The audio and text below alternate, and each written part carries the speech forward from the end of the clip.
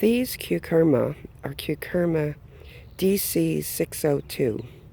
Not a very fancy name. However, they're just beautiful.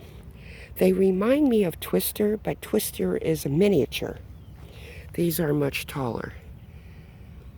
And obviously the bracts are pink with a little green, and then there's like a lavender flower. Just the most beautiful little lavender flower. They're so pretty when they're first coming up. They're narrow, obviously, and then they spread out a little bit. They're just precious. And they make a wonderful cut flower. They'll last 7 to 10 days if you cut them when they're first fresh. I'll bring you over here. When they first come up, they're a little bit of a darker pink. And then they start to get lighter and lighter. Is that magnificent? That one little lavender flower is starting to open up, but the pink bracts are just, and they're striated, they're kind of striped.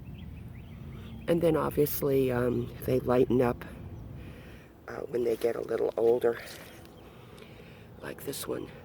And then this one, I'll show it to you, it's starting to fade.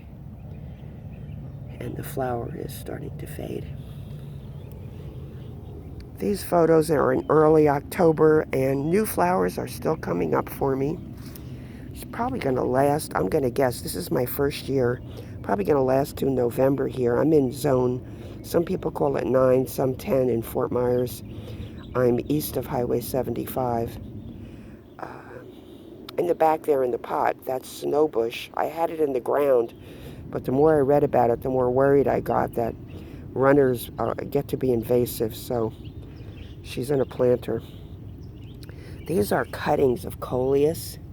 I just put in the ground 4 weeks ago from tips of big bushes that I had, and they're coming around.